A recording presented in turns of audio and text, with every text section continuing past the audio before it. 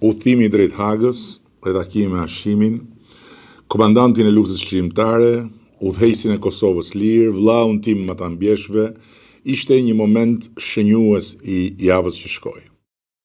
Ai u rrëmbye pa gjyq, u rrëmbye pa akuzë, nga zyra e presidentit të Republikës ku e kishte çuar populli i Kosovës, me vullnetin e vet të lirë.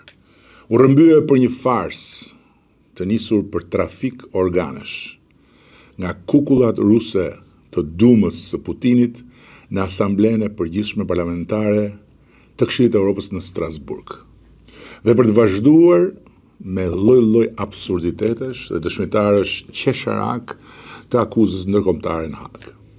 E gjeta komandantin në formë të qetë dhe të buzëqeshur si çdo i pafajshëm, me karakter të hekurt si i tij.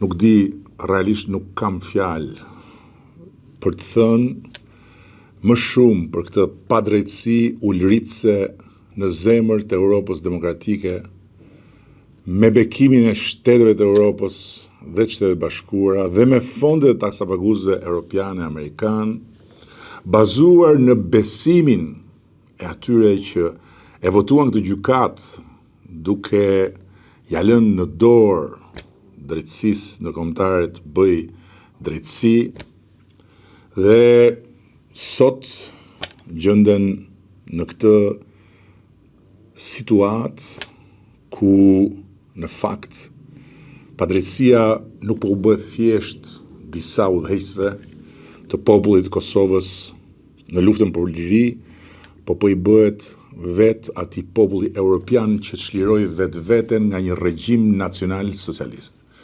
Por që fal ushtrisë çlirimtare të Kosovës, fal Hashim Thachit, fal Kadri Veselit, fal Jakub Krasniqit, Recep Selimit dhe të tjerëve, çliroi edhe Europën nga një njoll e zezë apartajdi, mu në kërthizën e saj për dekada e dekada turpi me radhë.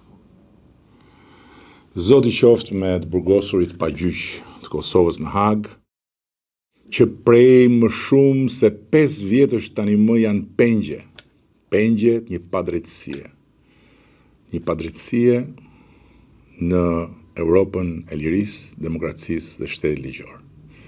Dhe le të lutemi që viti i ri të sjellë dhe fundin e këtij turpi në kurrizë të luftës të ushtrisë çlirimtare të Kosovës, të Republikës së Kosovës, përveçse të disa individëve të pafajshëm.